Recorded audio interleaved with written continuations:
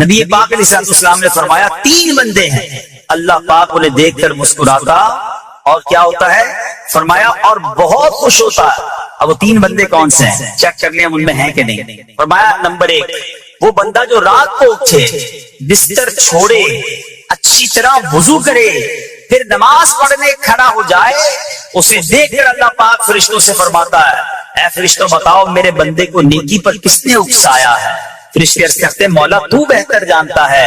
اللہ پاک فرماتا ہے ہاں میں جانتا ہوں مگر تم مجھے بتاؤ. فرشتے عرض کرتے ہیں اے مالک کریم تو نے اسے ایک چیز یعنی جہنم کا خوف دیا ہے یہ اس سے ڈرتا ہے. اے اللہ تو نے اسے ان کو ایک چیز جنت کی امید دلائی ہے یہ اس کی امید رکھتا ہے. اے اللہ یہی خوف اور امید ہے جس نے اسے رات کی نیند قربان کر کے تیرے حضور کھڑے ہونے پر ابھارا ہے. اب اللہ پاک فرماتا ہے اے فرشتوں گواہ ہو جاؤ یہ جس چیز سے ڈرتا ہے یعنی جہنم سے ڈرتا ہے میں نے اپنے اس بندے کو اس سے امن بخشا اور جس کی امید رکھتا ہے یعنی جنت کی میں نے جنت اس پر واجب کر دی. رات اٹھ کر جب دنیا سوئی ہو بندہ اٹھ کر تہجد کی نماز ادا کرے اللہ کی بارگاہ میں آنسو بہائے اللہ فرشتوں کے سامنے گویا فخر فرماتا. دوسرے نمبر پر سنو اور دوسرا وہ شخص جو حق و باطل کی لڑائی میں شریک ہوا ثابت قدم رہا یہاں تک کہ شہید ہو گیا یا اللہ پاک نے اسے فتح عطا فرمائی. اللہ اس بندے کو دیکھ کر بھی مسکراتا ہے. جہاد کرنے والے مجاہدین یا تو شہید ہو جائے یا غازی ہو کر لوٹے اللہ کی رضا کے لیے اللہ کی رحمت ان پر بھی چھما چھم برستی ہے. اور تیسرے نمبر پر فرمایا تیسرا وہ بندہ جو رات کو سفر کرتا ہے یہاں تک کہ رات کے آخری حصے میں جب کہیں ٹھہرتا ہے تو اس کے ساتھ والے سو جاتے ہیں مگر وہ کھڑا ہو کر نماز پڑھنے لگتا ہے. اس بندے کو دیکھ کر بھی اللہ پاک مسکراتا ہے. اجتماعی عبادت کے بڑے فائدے ہیں. اجتماع میں آنا محفل میں آنا دعا میں شرکت کرنا بہت اچھی بات مگر اپنی عادت ایسے بھی بنائیں کہ کچھ عبادتیں ایسی کریں کہ میں جانوں اور رب جانے. یہ جو رات اٹھ کر دعا کا لطف ہے رات اٹھ کر جو نماز پڑھنے کا لطف ہے نا جب ساری دنیا سو رہی ہے اور بندہ اپنے رب کی بارگاہ میں حاضر ہے. علماء کہتے ہیں دن کے نوافل کے مقابلے میں رات کے نوافل افضل ہیں کیونکہ رات سکون ہوتا ہے رات رکعت قلبی ملتی ہے. سبحان اللہ رحمت الہی چھما چھم برستی ہے. ہمیں کیا کرنا ہے کہ رات تہجد کی نماز کی عادت ڈالے. رمضان میں بن گئی تھی نا ساری کے لیے اٹھتے تھے تو لوگ تہجد پڑھتے تھے. اللہ کرے کہ یہ عادت بن جائے. کبھی کبھی اگر ہر روز نہیں ہو سکتا تو بس کبھی کبھی کریں. اچھا اگر ایسی کوئی عبادت ہو بھی جائے نا تو سب کو بتائے نا کہ رات اٹھا تھا تو جناب دعائیں بھی کی تو آنسو بھی بہائے. نہیں کبھی کبھی ایسا کیا کرو کہ میں جانوں اور رب جانے. اللہ سے باتیں کیا. میں آپ کو صحیح بتاؤں آپ مجھے ایک بات بتاتا یہ تو آپ نے سن بھی لیا کہ اللہ کی رحمت کس قدر برستی ہے اس پر. زندگی میں بھی جب کبھی ہم پریشان ہوں اور رات نیند نہ آئے کبھی کبھی ایسا ہوتا ہے پریشانی میں نیند نہیں آتی کروٹیں بدل رہا ہوتا انسان اور اس کروٹ بدلتے بدلتے میں آپ کی جب والدہ حیات ہوگی یا ماشاءاللہ جن کے پاس ماں موجود ہے ماں جیسی ہستی کہاں ملتی ہے. ایک بار اور سن لو دنیا کی بہت ساری چیزیں میرے اور آپ کے پاس ہیں جو ریپلیسیبل ہے جو بدلی جا سکتی ہیں. موبائل فون لیتے ہیں بڑی خوشی سے لیتے ہیں مگر نیا ماڈل آتا ہے تو لوگ بدل لیتے ہیں. سواری لیتے ہیں بڑی خوشی ہوتی ہے مگر جب نئی سواری آتی ہے تو ریپلیس بدل دیتے ہیں. ماڈل نیا آ گیا بھائی اب وہ پرانی لگتی ہے. اگر یاد رکھو ماں باپ چلے جائیں گا اس کے بعد ماں باپ دوبارہ نہیں ملتے. ان کا کوئی نیا ورژن یا نیا ماڈل نہیں ہے تو ان کی قدر کر لو ان کی دعائیں لے لو. تو بہرحال آپ کبھی کبھی تکلیف میں ایسا ہوا ہو کہ رات کو نیند نہ آئی ہو بے قرار ہو کر ماں کے پاس گیا آنکھوں میں آنسو لے کر کہ ماں میں پریشان ہوں بیمار ہوں یا قرضے میں ہوں یا فلاں پرابلم ہے. ماں نے کیا کیا تھا کروٹ بدل کر سو گئی تھی کہ بیٹا تو جان تیرا کام جانے یا ماں خود بھی بیدار ہو گئی سینے لگایا اور دعا کرنا شروع کر دی. ہم روئے تو ماں بھی روئی. یہ ہے نا ماں میری تکلیف. ایسا لگتا ہے کہ مجھے کبھی کبھی یہ فیصلہ کرنا مشکل ہوتا تھا کہ تکلیف مجھے زیادہ ہوتی ہے میری تکلیف میں میری والدہ کو زیادہ ہوتی ہے. بیمار میں ہوں تکلیف اسے یہ رشتہ کہاں ملتا ہے. مگر مجھے ایک بات بتاؤ جب میری تکلیف پر رات نیند چھوڑ کر بستر چھوڑ کر میں ماں کے پاس گیا ماں نے سینے لگایا تو اگر میں اپنا بستر چھوڑ کر آنکھوں میں آنسو دیے میری ماں سے مجھے کہیں زیادہ پیار کرنے والے رب کی بارگاہ میں چلا گیا تو اس کی رحمت کیا مجھے مایوس کر دی. میری ماں کے دل میں جو مامتا ہے نا وہ بھی میرے رب نے ڈالی ہے. تو رب کی رحمت کتنی ہوگی تو کبھی کبھی اللہ کی بارگاہ میں رات کے سپہر حاضر ہوا، جو پرابلم ہے آپ کی، جو مشکل ہے آپ کی، آپ یقین کریں، آپ اللہ کی بارگاہ میں تہجد کے وقت رات کے آخری پہر آنسو بہائیں، دعائیں کریں، نوافل پڑھیں، پھر دیکھیں آپ کے دل کو تسلی کیسے ہوتی ہے، آپ کا ایمان تازہ ہو جائے گا، اور آپ نے دیکھا کہ ایسے وقت عبادت کرنے والوں سے رب کتنا راضی ہوتا ہے۔ اللہ کرے یہ بات ہمیں سمجھ آ جائے۔ اسی طرح عظیم صحابی حضرت عبداللہ ابن مسعود رضی اللہ تعالیٰ سے روایت ہے، پیارے آقا مکی مدنی مصطفیٰ صلی اللہ تعالیٰ علیہ وسلم نے فرمایا، ایک بندہ رات کو اٹھتا ہے، اچھی طرح وضو کرتا ہے، پھر اللہ پاک کی حمد کرتا ہے، اس کی بزرگی بولتا ہے، اپنے نبی علیہ الصلوۃ والسلام پر درود پڑھتا ہے، قرآن کھول کر پڑھنا شروع کر دیتا ہے، یہ وہ بندہ ہے جسے دیکھ کر اللہ پاک مسکراتا ہے اور فرماتا ہے، دیکھو میرا بندہ عبادت کر رہا ہے جبکہ اسے میرے سوا کوئی نہیں دیکھ رہا۔ اللہ، یہ کاش ہمیں عادت مل جائے کہ ہم اکیلے میں عبادت کریں، انفرادی عبادت کریں، میں جانوں میرا رب جانے، کبھی تلاوت کریں، کبھی درود پڑھیں، کبھی دعائیں کریں، کبھی آنسو بہائیں، سبحان اللہ، اس کا بڑا ہی اور ہے۔ ہاں کبھی ایسا ہونا چاہیے، ہم محفل میں عشق رسول کے عالم میں رو بھی پڑھتے ہیں، مدینے کی یاد ہو، نعت شروع ہو تو ہماری آنکھوں میں آنسو آ جاتے ہیں، یہ بھی اچھی بات ہے، مگر کبھی کبھی رات ایسی بھی ہونی چاہیے کہ دل میں ہو یاد تیری گوشے تنہائی، دل میں ہو یاد تیری گوشے تنہائی ہو، پھر تو خلوت میں عجب انجمن آرائی ہو۔ کبھی زندگی میں ایسی راتیں بھی آنی چاہیے، وہ ہے نا، جاگ اٹھا اشکوں کا مقدر، عشق نبی میں روتے روتے کیسی گزری رات نہ پوچھو۔ کبھی کبھی ایسی رات بھی گزرنی چاہیے کہ آقا کی یاد میں آنسو بہ رہے ہوں، مدینے کی یاد میں، گھر والوں کو بھی پتہ نہ چلے، ہلکی ہلکی آواز میں کبھی نعت شریف لگا لیا کریں، کبھی مناجات لگا لیا کریں، ہم پتہ نہیں کیا دیکھتے دیکھتے سوتے ہیں۔ کاش انہی تصورات میں آنکھیں بند ہوں کہ میں سو جاؤں یا مصطفیٰ کہتے کہتے، میں سو جاؤں یا مصطفیٰ کہتے کہتے، کھلے آنکھ صلی علی کہتے کہتے۔ جو مدینے کے تصور میں سوتے نا، پھر خواب میں زیارت بھی کر لیتے ہیں۔ خواب کا ایک فینامنا یہ بھی ہے، آپ جس چیز کے بارے میں سوچتے ہوئے سوتے ہیں نا، عموماً گندی باتیں دیکھ کر، گندی چیزیں دیکھ کر سوتے ہیں، پھر ایسے ڈراؤنے خواب بھی آتے ہیں، انہیں ٹینشن بھی آتی ہے، فلموں میں بھی مار دار دیکھی، خواب میں بھی لڑائی جھگڑے دیکھ رہے ہیں۔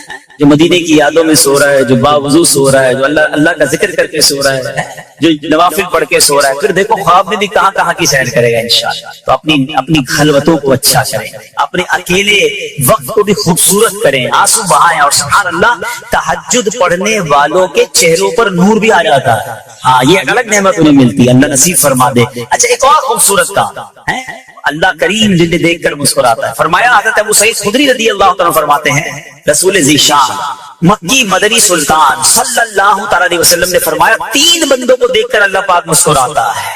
وہ قوم جو نماز میں صفیں سیدھی کرتی ہے، اور وہ بندہ جو اللہ پاک کی راہ میں جہاد کرتا ہے، تیسرا وہ بندہ جو رات کے اندھیرے میں عبادت کرتا ہے، انہیں دیکھ کر اللہ پاک مسکراتا ہے۔ جہاد والی بات اور رات والی عبادت کی بات تو ہو گئی، اب اس میں نئی بات سیکھنے کو ملی، صفیں درست کرنے والی۔ اب روز نماز پڑھ رہے ہیں، صفیں درستی کر رہے ہوتے، امام صاحب کہہ کے تھک جاتے، کاندھے سے کاندھا ملائیں، صفوں کو سیدھا کریں، صفوں کو سیدھا کرنے والوں کو دیکھ کر رب کی رحمت مسکراتی ہے، رحمت برستی ہے۔ اب یہ کتنا آسان کام ہے، مگر اس کی طرف بھی توجہ نہیں ہوتی ہے۔ یاد رکھیے کہ صفیں سیدھی کرنا یہ بڑی نیکی ہے، اور اللہ کرے کہ ہم اس پر عمل کرنے والے بنے۔ اور صفیں درست نہ کرنا ترک واجب، ناجائز اور گناہ ہے۔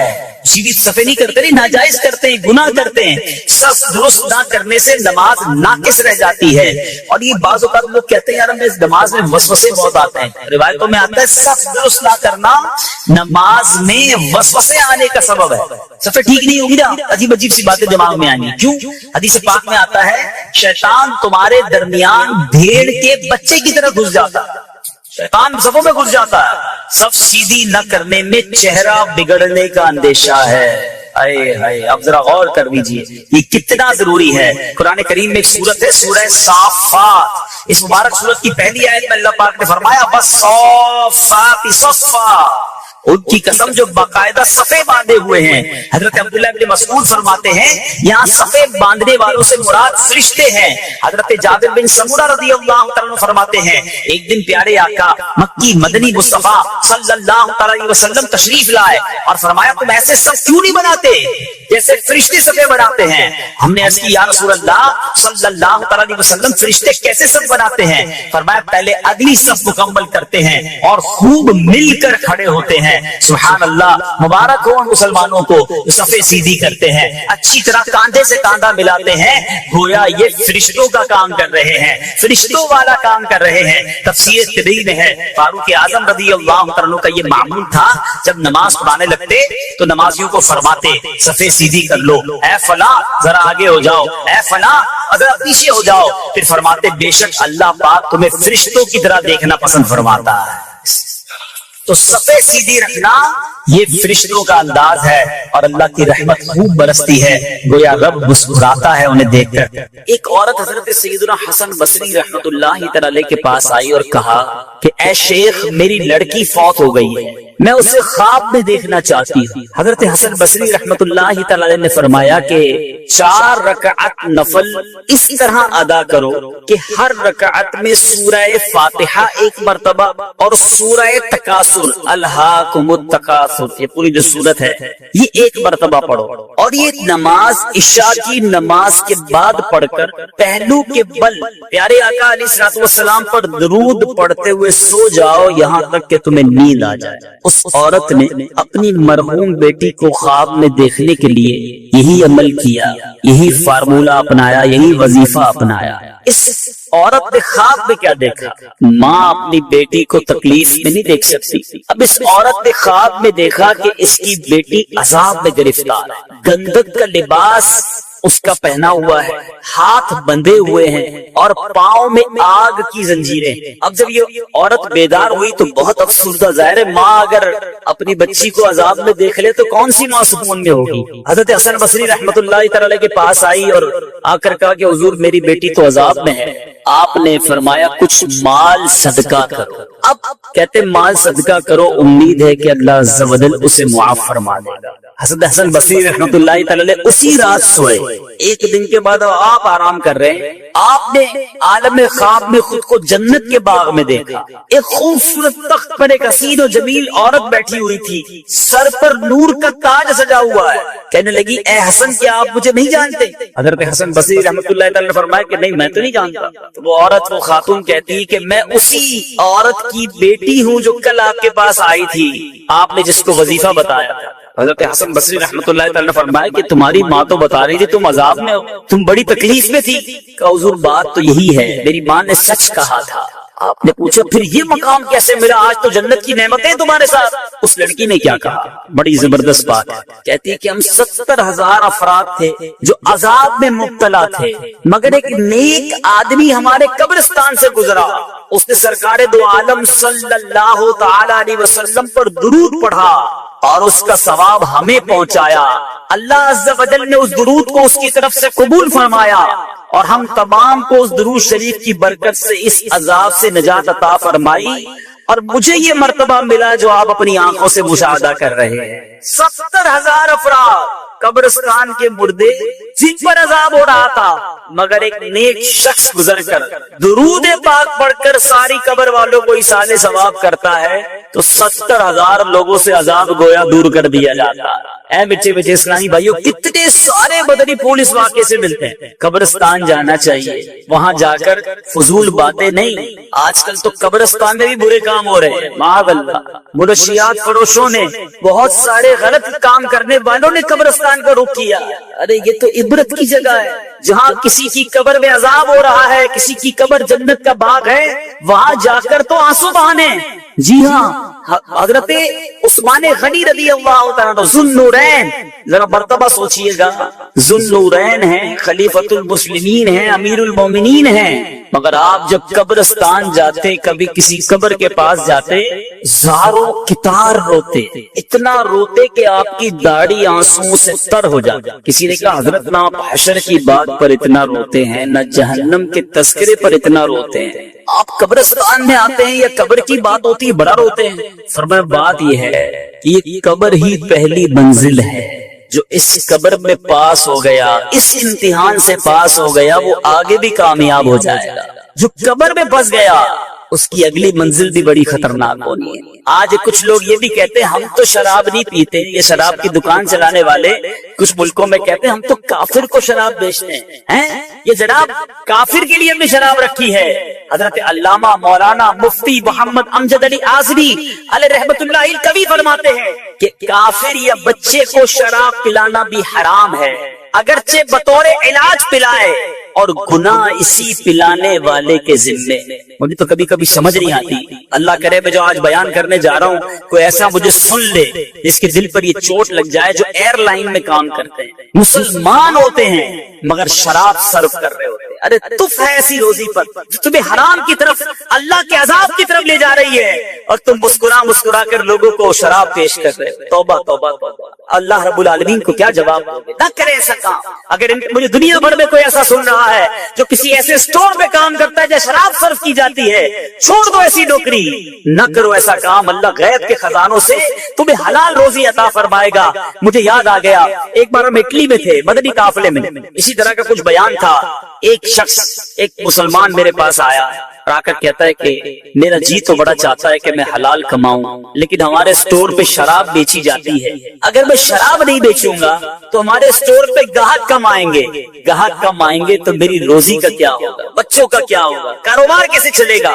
میں نے اس سے ایک سوال کیا، اور میں تمام شراب بیچنے والوں، تمام غلط کام کرنے والوں سے وہی سوال آج کرنے لگا ہوں۔ میں نے پوچھا یہ بتاؤ کہ اگر روزی دینے والا کون ہے، پہلے یہ بتاؤ۔ اس نے کہا اللہ۔ میں نے کہا تم حرام کام کر رہے ہو، تمہیں روزی مل رہی ہے، کیا حلال کرو گے اللہ روزی بند کر دے گا؟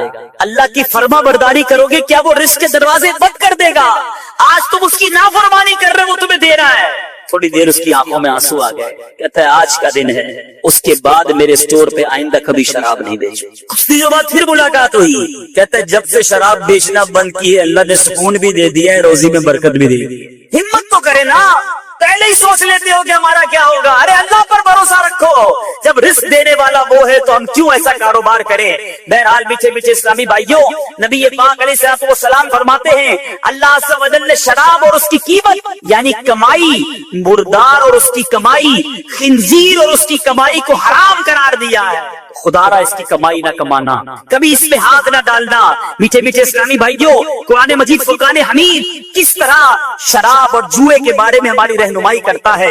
سورہ پارہ دوسرا، سورہ بقرہ آیت نمبر 219 میں ارشاد ہوتا ہے یسألونک عن الخمر والمیسر قل فیہما اثم کبیر۔ ترجمہ کنز الایمان، تم سے شراب اور جوئے کا حکم پوچھتے ہیں، تم فرما دو کہ ان دونوں میں بڑا گناہ ہے، اثم کبیر۔ آگے فرمایا منافع للناس، اور لوگوں کے کچھ دنیاوی نفع بھی، وَإِثْمُهُمَا أَكْبَرُ مِن نَفْعِهِمَا، اور ان کا گناہ ان کے نفع سے بڑا ہے۔ گویا شراب میں کوئی فائدہ نہیں، جس جوئے میں کوئی فائدہ نہیں، بلکہ ایک جگہ یہ شیطان کے کام، شیطان کے آلے قرار دیے گئے۔ میٹھے میٹھے اسلامی بھائیوں، نہ شراب کے قریب جانا ہے، نہ جوئے کے قریب جانا ہے۔ آج طرح طرح کے طریقے سے جوئے کھلائے جا رہے ہیں، پرچی کے نام پر، شطرنج کے نام پر، کرکٹ کے نام پر، شرطوں کے نام پر۔ آج بندہ کہتا ہے جناب ٹیلی فون کرتا ہوں اور اپنے پیسے لگا دیتا ہوں، تھوڑی دیر میں پیسے کما لیتا ہوں۔ اے میرے بیچے اسلامی بھائیوں، یہ حرام، یہ جہنم میں لے جانے والا کام ہے۔ یاد رکھنا جوئے کی کمائی بھی حرام ہے، اور ہم نے کئی جواریوں کے گھر بکتے دیکھے، کئی جواریوں کو تباہ و برباد ہوتا دیکھا۔ ارے نہ بھی ہوئے تباہ، کروڑ پتی بھی بن گئے، تو یہ پیسے تمہیں جہنم میں لے جائیں گے۔ یہ دنیا میں چھوڑ کر جاؤ گے تو آخرت میں عذاب کا باعث بنیں گے۔ ہمیں یہ حرام کی روزی نہیں چاہیے، خدا را توبہ کر لیجئے، جوئے کے قریب بھی نہ جائیے۔ ہمیں حلال اور فقط حلال روزی کمانی ہے۔ نبی پاک علیہ الصلوۃ والسلام شب معراج، میرے آقا جب آسمانوں کی طرف تشریف لے گئے تو پیارے آقا علیہ الصلوۃ والسلام کی خدمت میں 2 پیالے پیش کیے گئے، ایک دودھ کا، دوسرا شراب کا۔ چوائس دی گئی، نبی پاک علیہ الصلوۃ والسلام ان میں سے کوئی ایک پسند فرما لے۔ میرے آقا علیہ الصلوۃ والسلام نے دودھ کو پسند فرمایا، تو عرض کی گئی آپ علیہ الصلوۃ والسلام نے فطرت کو پسند فرمایا ہے، کیونکہ اگر آپ شراب کو پسند فرماتے تو آپ کی امت گمراہی کا شکار ہو جاتی۔ میٹھے میٹھے اسلامی بھائی، اور نبی پاک علیہ الصلوۃ والسلام نے شراب کی طرف گویا ہاتھ بھی نہیں بڑھایا اور دودھ کو پسند فرما کر فطرت کو پسند فرمایا۔ مگر آج ہمارا حال کیا ہے؟ آپ کو پتہ ہے شراب ہمارے صحابہ بھی پیتے تھے. جب شراب کی حرمت نازل نہیں ہوئی تھی نا, شراب نہ حرام قرار نہیں دی گئی, وہ پیتے تھے. لیکن کئی صحابہ اس وقت بھی نہیں پیتے تھے, لیکن چونکہ حلال تھی, مگر عادت ہونے کے باوجود جیسے ہی پتا چلا کہ شراب حرام ہو گئی ہے, اللہ, مکے کی گلیوں میں شراب کے برتن بہا دیے گئے, برتن توڑ دیے گئے. جس کے ہاتھ میں گلاس تھا اس نے توڑ دیا, ہاتھ میں بوتل تھی اس نے توڑ دیا, سارے برتن سے شراب بہا دی گئی. پیچھے پیچھے اسلامی بھائی جو سنیے, حضرت انس بن مالک رضی اللہ عنہ سے مروی ہے, آپ فرماتے ہیں ہمارے پاس آگ کے بغیر کچی کھجوروں کی بنی ہوئی شراب تھی. میں فلاں فلاں کو شراب پلا رہا تھا کہ ایک شخص آیا اور اس نے بتایا کہ شراب حرام ہو گئی. ابھی آ کر بتاتا ہے شراب پلا رہے ہیں. کہتے ان سب نے مجھ سے کہا اے انس یہ مٹکوں کو انڈیل دیجیے, اب شراب نہیں پینی, حرام ہو گئی, اب نہیں پینی. آپ فرماتے ہیں کہ معلوم ہونے کے بعد صحابہ کرام نے اس کے متعلق کسی سے کچھ نہ پوچھا اور نہ ہی شراب کی طرف دوبارہ دیکھا. کیسے لوگ تھے, پتا چل گیا منع نہیں چلے گی. آج ہم کو پتا ہے حرام, مگر پھر بھی شراب نہیں چھوڑی. اور شرابی کیسا عجیب شخص ہے. آپ تو جو یہ معاشرے میں رہتا ہے اسے پتا ہے کہ شراب پینے والے کو ہوش ہی نہیں رہتا. حضرت عبداللہ بن عمرو بن عاص رضی اللہ عنہ فرماتے ہیں میں نے اللہ عز و جل کے پیارے حبیب صلی اللہ تعالی علیہ وسلم سے شراب کے متعلق پوچھا. پیارے آقا نے فرمایا یہ سب سے بڑا گناہ اور تمام برائیوں کی جڑ ہے. شراب پینے والا نماز چھوڑ دیتا ہے اور بعض اوقات اپنی ماں, خالہ اور پھوپھی سے بھی بدکاری کا مرتکب ہو جاتا ہے. اسے پتہ ہی نہیں چلتا نا کہ ماں ہے, بہن ہے کہ کون ہے. شراب کے نشے میں جو بے حیائی چاہے وہ کر ڈالتا ہے. اور ایسے کئی معاملات پتہ چلتے ہیں کہ کوئی عورتوں پہ ظلم کر رہا ہوتا ہے, کوئی انہیں گالیاں نکال رہا ہوتا ہے, اس کو اپنا پتہ نہیں ہوتا کہ ہمارا کیا حال ہے. حالانکہ میٹھے اسلامی بھائیوں شرابی جو ہے نا, اس کی وجہ سے اس کے خاندان کی بھی بے عزتی ہو رہی ہے. اس کا بچہ الگ ڈی مورلائز ہو رہا ہوتا ہے کہ میرا باپ شرابی. میں پچھلے دن ایک جگہ گیا, مجھے بتایا کہ ہمارے یہاں اتنی شراب پی جاتی ہے, پاکستان کے ایک علاقے کی بات کر رہا ہوں, کہ ایک بندے کو کہتا ہے میں نے اپنی آنکھوں سے دیکھا جو اپنے 5 سال کے بچے کو شراب پلا, خود پیا اور اب نشے میں اپنے بچے کو شراب پلا. مجھے بتائیے کہ ایسے بچے کیسے بڑے ہوں گے جو باپ کی شفقت سے محروم ہیں. باپ سے جب ملتا ہوگا گالیاں ملتی ہوں گی, ڈانٹ ڈپٹ ملتا ہوگا, بیوی الگ پریشان, ماں باپ الگ پریشان. یہ شراب ہے ہی چیز ایسی جو پورے گھر کا نظام برباد کر دیتی ہے. اور کئی لوگ اپنی ساری کمائی اس نشے کے اندر ڈال دیتے ہیں. صرف شراب کی بات نہیں کرتا, آج ہیروئن کے نام پر, چرس کے نام پر, نہ جانے منشیات کے نام پر ہمارے نوجوانوں کو کدھر لگا دیا گیا. صحت الگ برباد ہو گئی اور جہنم میں جانے والا کام الگ ہو رہا ہے. خدا را آج آئے ہو اس اجتماع میں آپ کے آگے ہاتھ جوڑتا ہوں, شب برات سب کی بخشش ہوگی, شرابی نہیں بخشا. اللہ کے واسطے چھوڑ دو. میں آپ کو بتاتا ہوں میرے رب کی جنت کیسی ہے. شراب پینی ہے نا, تھوڑا صبر کر لو, اللہ نے جنتیوں کے لیے جنتی شراب تیار کر رکھی. ہم پیئیں گے شراب انشاءاللہ, مگر وہ شراب پیئیں گے جس کو شراب طہور کہا گیا, جس کو پاکیزہ شراب قرار دیا گیا. سبحان اللہ. میٹھے میٹھے اسلامی بھائیوں, ابھی میں آپ کو جنتی شراب کے بارے میں بتاتا ہوں, لیکن ایک دل ہلا دینے والی صحابہ کرام کا کال سنی. میرے بزرگ بیٹھے, اپنی بچی کا رشتہ کرتے وقت ہم کیا چیک کرتے ہیں؟ لڑکا کماتا کتنا, رہتا کدھر ہے, دکھتا کیسا ہے, بس 3-4 چیزیں. زیادہ سے زیادہ خاندان پوچھ لیا. کبھی یہ پوچھا کہ نماز پڑھتا ہے کہ نہیں پڑھتا, کہیں شراب تو نہیں پیتا, کہیں برے دوستوں میں تو نہیں بیٹھتا. سنو, صحابہ کرام کا کال ہے جس نے اپنی بیٹی کو کسی شرابی کے نکاح میں دیا, گویا اس نے اپنی بیٹی کو بدکاری کے لیے پیش کر دیا. آج کوئی نہیں سوچتا. آج ہمارے نزدیک گناہ وہ برے ہیں جو لوگوں کے نزدیک برے ہیں. ارے لوگ کیا کہیں گے کہ شرابی کو بیٹی دے دی, جواری کو بیٹی دے دی, اس لیے, ورنہ برے دوستوں میں بیٹھنے والے کو کون چیک کرتا ہے. ارے اپنی بیٹی کا رشتہ کر رہے ہو, دیکھو جس کے ہاتھ میں آپ بیٹی کا رشتہ دے رہے, کل وہ آپ بیٹی کے بچوں کا باپ بھی بننا ہے. باپ کیسا ہوگا اگر وہ حرام روزی لا کر کمانے والا ہے تو پورے گھر کو برباد کر دے گا نا. کبھی شرابی سے رشتہ بھی نہ کرے اور شراب پینے والا بھی اللہ کے واسطے توبہ کرے. پیچھے پیچھے اسلامی بھائیوں, نبی پاک کا ایک اور فرمان سنیے, دل دہلانے والا بیان.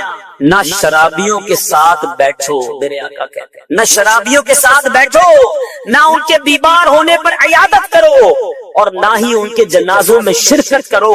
شراب پینے والا بروز قیامت اس حال میں آئے گا کہ اس کا چہرہ سیاہ ہوگا, اس کی زبان سینے پر لٹک رہی ہوگی, تھوک بہ رہا ہوگا, اور ہر دیکھنے والا اس سے نفرت کرے گا. اب غور کر لیجیے کیا شرابی کی جس کو آپ کہیں کہ بدقسمتی ہے. نبی پاک فرماتے نہ بیٹھو نہ سلام کرو نہ عیادت کرو نہ جنازے میں جاؤ. کیا ہم ایسے بنیں گے؟ نہیں انشاءاللہ ہم رب کی رضا کر کے کام کرنے والے بنیں گے. کبھی بھی زندگی میں شراب کے قریب بھی نہیں جائیں گے. زور سے نیت کریں انشاءاللہ کبھی بھی قریب نہیں جائیں گے. پیچھے پیچھے اسلامی بھائیوں یہاں ایک اور کام کرتے ہیں. اب شراب کے نام کو چینج کر کے عجیب عجیب نام آ گئے. نہیں جناب یہ شراب نہیں تو وسکی ہے. یہ جناب برانڈن ہے پتہ نہیں کیا کیا نام رکھے ہوئے. برانڈی ہے چیمپئن ہے. اب تو پتہ نہیں کوئی کہتے یہ سوڈا ہے. یاد رکھیے کہ کوئی بھی گدھے کو گھوڑا بنانے کی کوشش کرے گدھا گدھا ہی ہوتا ہے. شراب کا نام تبدیل کرنے سے شراب تبدیل نہیں ہونی. ہاں میرے پیچھے اسلامی بھائیوں آج سے صدیوں پہلے دیکھو میرے آقا کی غیب کی خبریں. صدیوں پہلے میرے آقا نے فرمایا میری امت کے کچھ لوگ شراب کا نام تبدیل کر کے اسے پیئیں گے. میرے آقا نے اس وقت فرمایا ان کے سروں پر آلات موسیقی بجائے جائیں گے. ان کے سروں پر آلات موسیقی بجائے جائیں گے اور گانے والی لونڈیاں گائیں گی. اللہ عز و جل ان کو زمین میں دھسا دے گا اور باز کو بندر اور خنزیر بنا دے گا. غور کریں اللہ کے حبیب علیہ السلام نے کتنا پہلے میں شراب سے بچایا. کتنی باتیں ہمیں ارشاد فرما گئے مگر آج ہم ہیں کہ عمل نہیں کرتے. اب آؤ میں بتاتا ہوں میرے رب کی جنت کیسی. کیوں یہ گندی شراب کیوں یہ اللہ کو ناراض کرنے والا کام کرے. ارے شب برات اگر بخشش ہو گئی رب راضی ہو گیا پھر دیکھو کیا کیا ملنا ہے. سبحان اللہ. پہلے آؤ میں آپ کو بتاؤں جنت کا موسم کیسا. بڑی گرمی لگ رہی ہے نا. سنو میں آپ کو بتاتا ہوں. بڑے بڑے ایئر کنڈیشن میں رہنے والوں سنو. آج دنیا کے ٹھنڈے موسم کو یاد کرتے ہو کہ جناب گرمیاں ٹھنڈے علاقوں میں گزارنی چاہیے سردیاں گرم علاقوں میں گزارنی چاہیے. آؤ رب کی جنت کی تیاری کرتے. قرآن کہتا ہے لا یرون فیہا شمسا ولا زمہریرا. ترجمہ کنز ایمان نہ اس میں دھوپ دیکھیں گے نہ سردی دیکھیں گے. ٹھٹھر والی سردی بھی نہیں ہوگی دھوپ بھی نہیں ہوگی. معتدل موسم ہوگا. جنت کے درخت کیسے ہوں گے آؤ میں بتاتا ہوں. ترمذی کی حدیث ہے میرے آقا علیہ السلام فرماتے ہیں جنت میں ہر درخت کا تنا سونے کا ہے. سونے کے درخت ہوں گے. اور پھل کیسے ملیں گے؟ چڑھ کر نہیں توڑنے پڑیں گے. آج تو پھل توڑنے کے لیے کسی کو چڑھانا پڑتا ہے. آج پتھر مارتے ہو تو پھل گرتا ہے. سنو قرآن کہتا ہے وَذُلِّلَتْ قُطُوفُهَا تَذْلِيلًا. ترجمہ کنز ایمان اور اس کے گچھے جو ہوں گے جھکا کر نیچے کر دیے گئے ہوں گے. اس کی تفسیر میں علماء لکھتے ہیں اہل جنت جنت کے پھل بیٹھے ہوئے اور لیٹ کر کھا سکیں گے. یعنی وہ گچھے آٹومیٹکلی ان کے پاس آ جایا کریں گے. ایسی نعمتیں رب نے تیار کر رکھی ہیں. جو آج شراب پیتے ہیں جو آج معاذ اللہ گندی شراب پیتے ہیں. میٹھے میٹھے اسلامی بھائیوں اور مدنی چینل کے ناظرین آؤ میں آپ کو بتاتا ہوں کہ جنت کی شراب کیسی ہوگی. اللہ تبارک و تعالیٰ نے جنت میں نہریں بنائی. جنت میں دودھ پانی اور شراب کی نہریں ہوں گی. سبحان اللہ. اور یہ شراب طہور یہ پاکیزہ شراب ہوگی. لیکن کیا جنت میں موت بھی آئے؟ اتنی ساری نعمتیں ہیں جنت میں لیکن نعمتوں کے بعد موت نہیں آنی. قرآن کہتا ہے لا یذوقون فیہا الموت الا الموتۃ الاولی. ترجمہ کنز ایمان اس پہ پہلی موت کے سوا پھر موت نہ چکھیں گے. ارے پھر موت بھی نہیں آنی. اور جنتی جتنے ہیں نا سارے کے سارے 30 سال کے ہوں گے. بوڑھے بھی نہیں ہوں گے. جوانی کے مزے بھی ہوں گے. پھر کیوں ان برائیوں کی طرف جائیں. بہرحال پہلی حدیث کی طرف پھر آتا ہوں. اب یہ طے ہو گیا جتنے میرے بھائی ہیں اللہ بڑا کریم ہے. اگر کبھی شراب پی لی ہے یا شراب کے قریب جا چکے ہو آج پکی سچی نیت کرنی ہے کہ مولا آج کے بعد میں شراب کے قریب بھی نہیں جاؤں گا. زور سے نعرہ تو لگائیں انشاءاللہ شراب کے قریب بھی نہیں جائیں گے. اللہ تعالیٰ کیا معلوم آپ کی اس پکی نیت کے صدقے ہم سب کے مقدر میں جنتی شراب لکھ دے. انشاءاللہ وہاں جائیں گے اور شراب طہور کے مزے لوٹیں گے. مبارک حرم یعنی مکہ پاک اور مدینہ طیبہ یہ وہ مبارک شہر ہیں. یہ مبارک جگہ ہے جہاں جانے کو ہر مومن ہر مسلمان تڑپتا بھی ہے مچلتا بھی ہے. کون سی ایسی آنکھ ہے جو مکہ اور مدینہ دیکھنے کو نہ تڑپتی ہو اور کون سا ایسا دل ہے جو ان مبارک جگہوں پر جانے کو نہ تڑپتا. الحمدللہ اس یاد کو مزید بڑھانے کے لیے شوق حرمین بڑھانے کے لیے اور مدینہ پاک اور مکہ پاک کا مزید ادب دل میں بڑھ جائے ان نیتوں کے ساتھ یاد حرمین سلسلہ لے کر حاضر ہیں. دنیا بھر سے حاجیوں کے قافلے سوئے حرمین روا دوا ہیں. لاکھوں لاکھ پہنچ چکے ہوں گے اور کئیوں نے بھی جانا ہے. اللہ مجھے اور آپ کو بھی یہ سفر بار بار نصیب نصیب فرمائے۔ پچھلے 2 سلسلوں میں ہم نے مکہ پاک کے فضائل، طواف کے فضائل، خاص خانہ کعبہ کی برکتیں اور پھر حجر اسود کی تاریخ، مقام ابراہیم اور صفا اور مروہ کے بارے میں بھی شاندار باتیں سنی۔ آج سے انشاءاللہ ہم حج اور عمرے پر جانے والے عاشقان رسول کا انداز سنیں گے۔ ہم نے بھی تو سفر کرنا ہے نا، تو کیا ہی اچھا ہو کہ عاشقان رسول کے واقعات سن لیں، ان کا انداز دیکھ لیں اور کوشش کریں کہ ان کی نقل کریں، ان کے طریقے پر، ان کے انداز پر۔ ویسا تو نہیں کر سکتے مگر کچھ نہ کچھ نقل کرنے کی کوشش کریں۔ وہ کہتے ہیں نا اچھوں کی نقل بھی اچھی ہوتی ہے۔ سب سے پہلے جو میں نے آپ کو روایت سنانی ہے، جو واقعہ سنانا ہے، یہ بظاہر تو درود پاک کی فضیلت کا ہے، درود پاک کی فضیلت بھی پتہ چل جائے گی، لیکن یہ بھی حج کے دوران ہونے والا ایک عظیم الشان واقعہ ہے۔ حضرت سیدنا سفیان ثوری رحمۃ اللہ تعالی فرماتے ہیں، میں نے دوران طواف ایک عاشق رسول کو ہر قدم پر حضور نبی پاک صاحب الاولاق صلی اللہ تعالی علیہ وسلم پر درود پاک پڑھتے ہوئے دیکھا۔ ہر قدم اٹھاتا اور درود پاک پڑھتا۔ تو میں نے پوچھا، بھائی سبحان اللہ، لا الہ الا اللہ کے بجائے صرف درود پاک پڑھنے میں کیا راز ہے؟ تو اس نے میرا نام دریافت کیا، پھر کہا کہ میں اپنے والد گرامی کے ساتھ حج کے لیے چلا تھا۔ یاد رہے ناظرین، پہلے کے زمانے میں جو قافلے تھے نا، وہ اونٹوں پر اور گھوڑوں پر چلتے تھے، کاروان ہوتے تھے، پیدل بھی لوگ چلتے تھے اور طویل سفر ہوتا تھا۔ تو وہ کہتے ہیں کہ سفر کے دوران جو ہے وہ میرے والد صاحب کی طبیعت خراب ہوئی اور ایک اور آفت یہ آئی کہ والد گرامی کا انتقال ہو گیا۔ تو والد صاحب کا انتقال ہو گیا تو چہرہ بھی سیاہ پڑ گیا۔ قافلے والے آگے چلے گئے اور میں تنہا اور والد صاحب کی میت میرے ساتھ تھی۔ میں بڑا غمزدہ ہوا، بہت رویا اور میری آنکھ لگ گئی۔ جب آنکھ لگ گئی تو میں کیا دیکھتا ہوں کہ ایک بڑے نورانی چہرے والے بزرگ تشریف لائے۔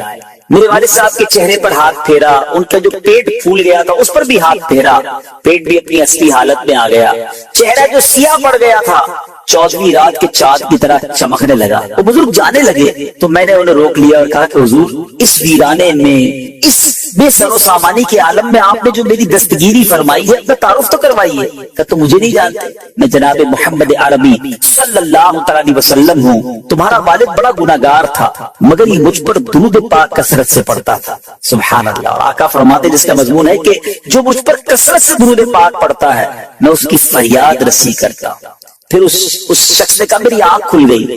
جب میری آنکھ کھلی تو میں نے اپنے والد محترم کو دیکھا کہ ان کے چہرے پر نور ہے اور جسم بھی صحیح سلامت ہو چکا ہے۔ اللہ اکبر۔ وہ کہتا ہے بس یہ واقعہ دیکھ کر آیا ہوں تو اب ہر قدم پر درود ہی پڑھنا ہے۔ آقا پر درود پڑھنے سے بڑھ کر اور کیا وظیفہ ہو سکتا ہے؟ اے میرے بیچے اسلامی بھائیوں، آپ کو بھی اور مجھے بھی چاہیے اگر مشکلوں سے بچنا ہے، پریشانیوں سے بچنا ہے، قدم قدم پر درود پاک پڑھتے رہیں، چلتے پھرتے اٹھتے بیٹھتے درود پاک پڑھتے رہیں۔ یقین کریں یہ درود پڑھنا مشکلوں سے، پریشانیوں سے، دکھوں سے، قرضوں سے، بے روزگاریوں سے، بہت ساری پریشانیوں سے انشاءاللہ بچائے گا۔ یقیناً صلح حدیبیہ کے بارے میں آپ نے سنا ہوگا، مسلمان تقریباً 1500 کی تعداد میں صحابہ کرام ہیں۔ ہجرت مدینہ کے بعد یہ پہلا موقع تھا کہ ایک قافلے کی صورت میں عمرہ کرنے کے لیے صحابہ کرام نبی پاک کے ساتھ تشریف لائے۔ اب حدیبیہ کے مقام پر پہنچے۔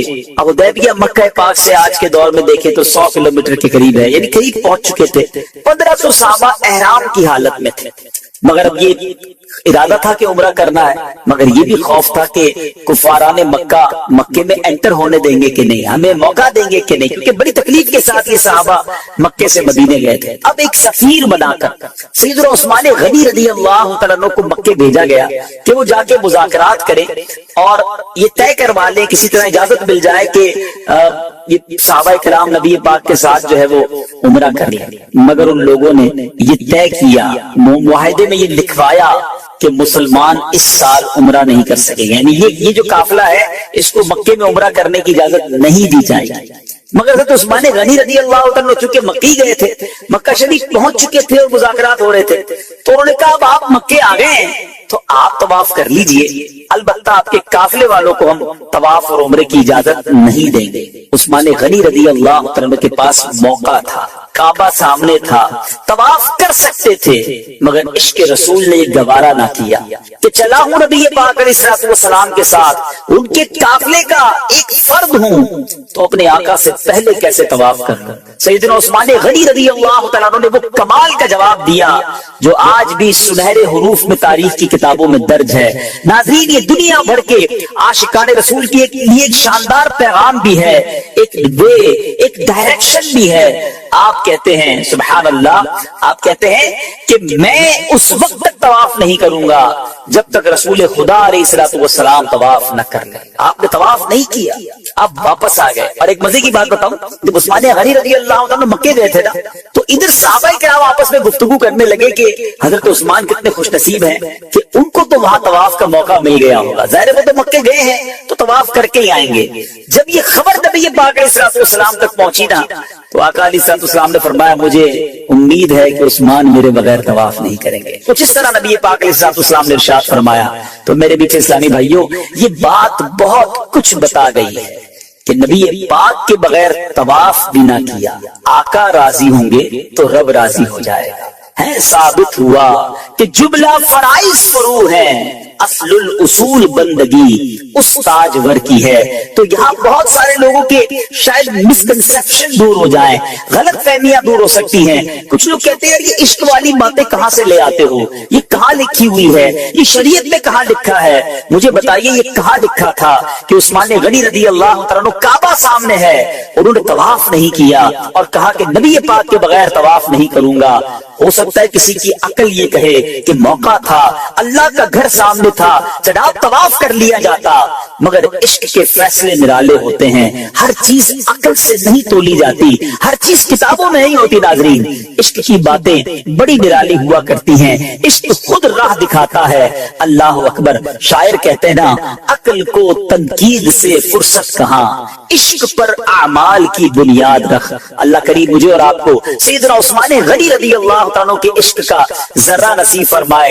यकीनन आज के दौर में कोई इतना बड़ा मुफ्ती और आलिम नहीं है जितने बड़े आलिम और मुफ्ती हजरत उस्मान गनी रज़ी अल्लाह तआला अन्हु थे, मगर उनके दिल ने यही फतवा दिया कि जनाब अगर मेरे आका तवाफ नहीं कर सकते, अगर सहाबाए किराम और नबी पाक को रोका गया है, तो मैंने अकेले भी तवाफ नहीं करना है। सुभान अल्लाह, सुभान अल्लाह। तभी तो मौलाना हसन रज़ा खान साहब लिखते हैं ना, अल्लाह से क्या प्यार है उस्मान गनी का, महबूब खुदा यार है उस्मान गनी का। एक मरतबा फरमाया कि मैं बहुत शर्मिंदा हूं, अल्लाह से किस तरह मुलाकात करूंगा।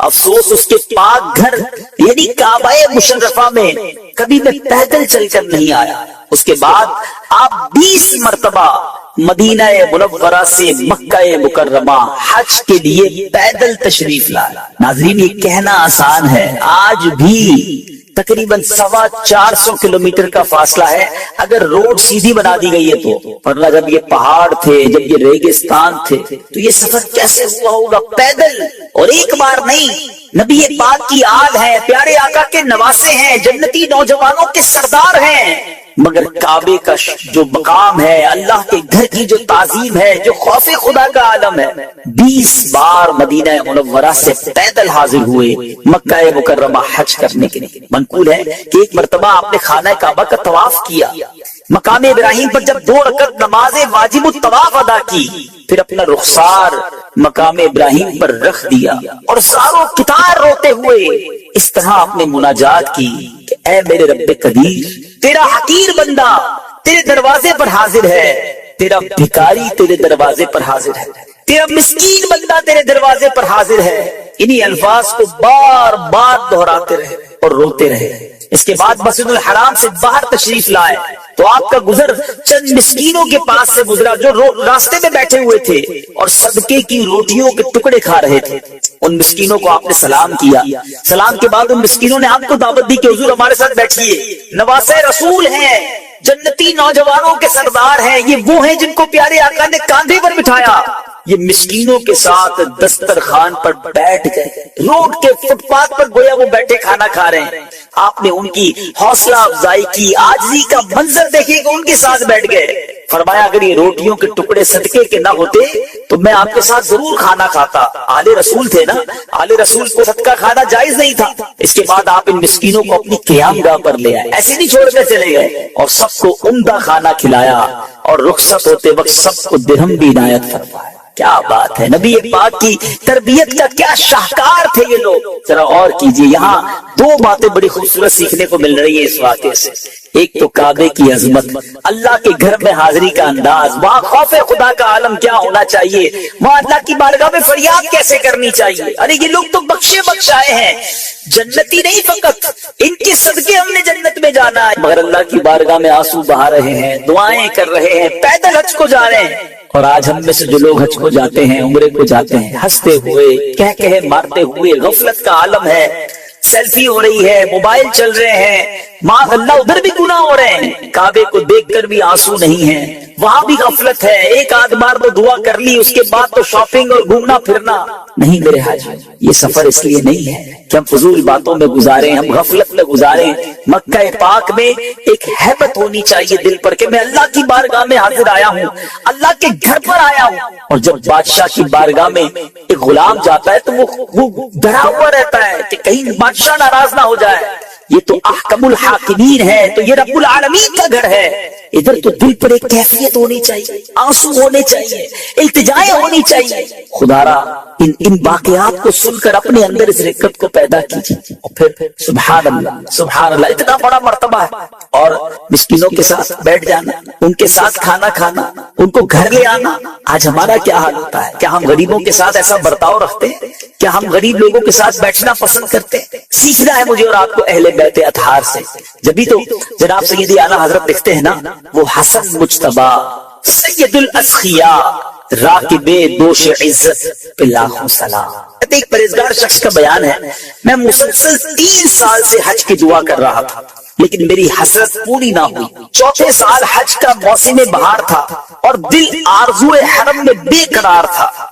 ایک رات جب میں سویا تو میری سوئی ہوئی قسمت انگڑائی لے کر جاگ اٹھی. الحمدللہ خواب میں نبی پاک علیہ السلام کی زیارت سے میں مشرف ہوا. میرے آقا نے ارشاد فرمایا تم اس سال حج کو چلے آنا.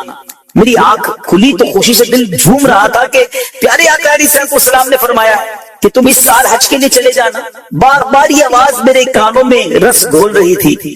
اچانک یاد آیا کہ میرے پاس تو زیادہ سفر ہی نہیں ہے, میرے پاس تو مال نہیں ہے, سفر کے لیے کاغذات اور تمام چیزیں نہیں ہیں, میں کیسے جاؤں گا. دوسری رات پھر نبی پاک علیہ السلام خواب میں تشریف لائے, لیکن میں اپنی غربت کا ذکر نہ کر سکا. پیارے آقا علیہ السلام نے پھر فرمایا اس سال حج چلے آنا. تیسری رات اب نبی پاک خواب میں آئے, پھر فرمایا تم اسی سال حج کو چلے جانا. میں سنتا رہا مگر ہمت نہ ہوئی. اب 4تھی بار میں نے سوچا کہ اب پیارے آقا تشریف لائیں گے نا خواب میں, تو میں عرض کر دوں گا حضور میں کیسے آؤں, میرے پاس تو کچھ بھی نہیں ہے. پلے زر نہیں, رکھتے سفر سرور نہیں, تم بلا لو تم بلانے پر ہو قادر یا نبی. اب 4تھی رات نبی پاک علیہ السلام خواب میں تشریف لائے, فرمایا تم اس سال حج کو چلے جانا. میں نے دست بستہ عرض کی حضور میرے پاس تو اخراجات نہیں ہیں. ارشاد فرمایا اپنے مکان میں فلاں جگہ کو کھودو, وہاں تمہارے دادا کی زرہ موجود ہے. دادا کا وہ ایک لباس, جنگی لباس تھا, وہ موجود ہے. اتنا فرما کر میرے آقا علیہ السلام تو تشریف لے گئے. میری آنکھ کھلی, میں نے جو جگہ نبی پاک نے خواب میں بتائی تھی اس جگہ کو کھودا تو میرے دادا جان کی قیمتی زرہ وہاں سے نکلی, بالکل صاف ستھری تھی, گویا کسی نے استعمال ہی نہ کی ہو. میں نے اسے 4000 دینار میں بیچا, اللہ کا شکر ادا کیا. پیارے آقا علیہ السلام کی نظر عنایت سے اسباب حج کا خود ہی انتظام ہو گیا. تو کیا پتا چلا ناظرین, تڑپ سچی ہونی چاہیے, التجا ہونی چاہیے, آنکھوں میں آنسو ہونے چاہیے, یاد حرمین ہونا چاہیے, اللہ کی بارگاہ میں دعائیں ہونی چاہیے, نبی پاک علیہ السلام کی بارگاہ میں التجائیں ہونی چاہیے. جب کرم ہوگا نا تو حالات ایسے بدلیں گے کہ بندہ دیکھتے ہی دیکھتے سمجھ بھی نہیں آتی اور کیسے پہنچ جاتا ہے. تو جس کو بلاوا آتا ہے اس پر کیسا کرم ہوتا ہے. حضرت سیدنا علی بن موفق رحمت اللہ تعالی فرماتے ہیں میں نے حج کی سعادت حاصل کی, کعبہ مشرفہ کا طواف کیا, حجر اسود کا بوسہ لیا, 2 رکعت نماز طواف پڑھی اور کعبہ شریف کی دیوار کے ساتھ بیٹھ کر رونے لگا اور بارگاہ الہی میں عرض کی یا اللہ میں نے تیرے پاک گھر کے گرد نہ جانے کتنے چکر لگائے، مگر میں نہیں جانتا کہ قبول ہوئے یا نہیں۔ پھر مجھ پر غنودگی طاری ہو گئی، میں نے ایک غیبی آواز سنی، اے علی بن موفق، ہم نے تیری بات سن لی ہے، کیا تو اپنے گھر میں صرف اسی کو نہیں بلاتا جس سے تو محبت کرتا ہے؟ اللہ اکبر، اللہ اکبر۔ ناظرین یہ جملہ پھر سنیے گا، غیب سے آواز کیا آئی؟ اے علی، ہم نے تیری بات سن لی ہے، کیا تو اپنے گھر میں صرف اسی کو نہیں بلاتا جس سے تو محبت کرتا ہے؟ گویا بلایا اسے جاتا ہے جس پر کرم کیا جاتا ہے، جس سے محبت کی جاتی ہے، جسے مہمان بنایا جاتا ہے۔ پھر ہم کیوں نہ تڑپیں، ہم کیوں نہ التجائیں کریں بارگاہ الہی میں کہ مولا ہمیں بھی اپنے گھر کا مہمان بنا لے، ہم پر بھی مہربانی کر دے، ہمیں بھی تیرا گھر دکھا دے، ہمیں بھی حج کی سعادت بخش دے۔ مالک بڑے گناہ ہیں، بڑی خطائیں ہیں، اور ہم نے سن رکھا ہے حدیثوں میں کہ عرفات کے میدان میں حاجیوں کے سارے گناہ معاف کر دیے جاتے ہیں۔ بہت گناہ ہے مالک ہمارے سر پر، ہم پر کوئی ایسی کرم نوازی کر دے کہ ہم بھی احرام پہن کر عرفات آ جائیں اور یہ سارے جو گناہوں کا انبار ہے یہ اتر جائے۔ حقوق العباد کے معاملات بھی بہت سارے، مزدلفہ میں حقوق العباد معاف کرنے کا وعدہ ہے، اور سبحان اللہ جو نبی پاک کے روضے پر چلا جائے، آقا فرماتے من زار قبری وجبت لہو شفاعتی، مدینے جاؤ تو ادھر شفاعت کا وعدہ ہے۔